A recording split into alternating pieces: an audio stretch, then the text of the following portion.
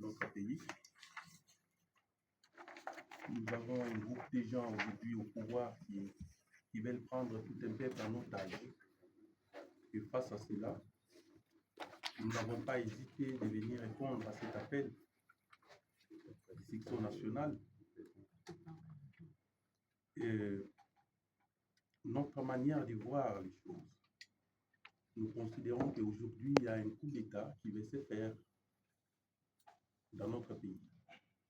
Et cela ne sera pas possible tant que nous savons que le pouvoir de M. Tshisekedi, qui a eu le pouvoir, vous savez les conditions dans lesquelles cet homme est accédé aux affaires,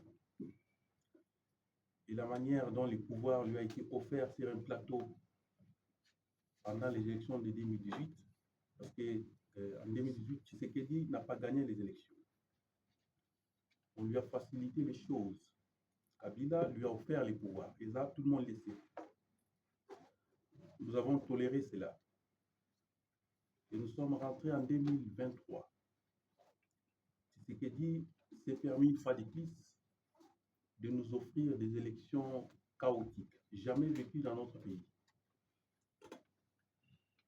Suite à toutes les promesses qu'il a faites au peuple congolais, aucune des promesses n'est tenue aujourd'hui.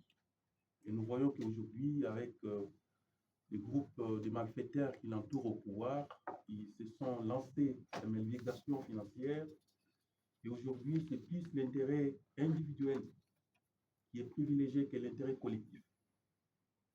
Et suite à cela, notre message est simple. Tshisekedi doit quitter le pouvoir avant qu'il soit 2028. Les coups d'État constitutionnels qu'ils veulent aujourd'hui opérer ne lui sera pas permis. Parce qu'aujourd'hui, je pense que vous avez vu la petite démarche que nous avons fait les jeudis sur la place Victoire. Vous avez vu comment le peuple a été mobilisé pour être derrière les CISO nationales. Cela prouve qu'aujourd'hui, l'opposition que M. Tshisekedi a voulu minimiser, il doit comprendre qu'aujourd'hui, cette opposition existe bel et bien dans ce pays et nous sommes déterminés aujourd'hui, sans relâche, à combattre les pouvoirs de Tshisekedi pour que 2028, avant que 2028 arrive, que M. Tshisekedi quitte les pouvoirs le plus vite possible parce qu'il n'a pas réussi à tenir aujourd'hui toutes les promesses qu'il avait faites au peuple congolais. Où en sommes-nous avec le peuple d'abord? En sommes-nous avec tous les projets Chile, Gelou et consorts qui ont manipulé la population congolaise pour qu'aujourd'hui, une équipe des gens qui sont avec lui profite des richesses de ces pays au détriment de la population congolaise.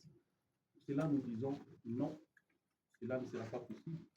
Nous serons debout ensemble avec d'autres leaders de l'opposition pour que, avant 2028, Tshisekedi quitte le pouvoir parce que nous jugeons que son pouvoir n'est pas légitime.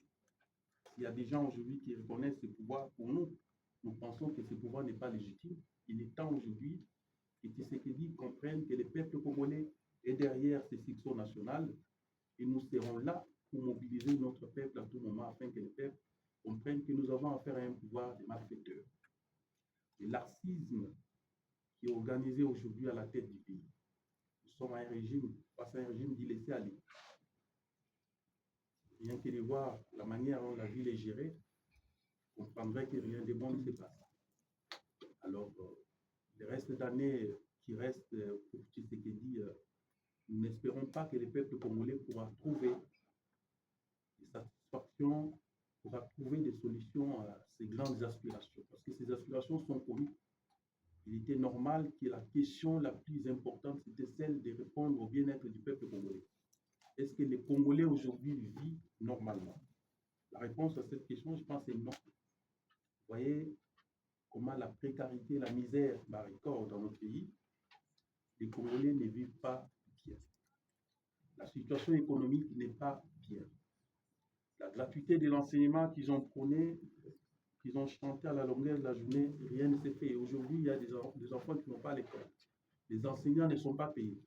Alors, suite à ce laxisme organisé à la tête du pays, nous disons que cela doit prendre fin avant qu'il soit 2028, parce que Tshisekedi, pour pensons qu'il doit quitter le pouvoir avant 2028.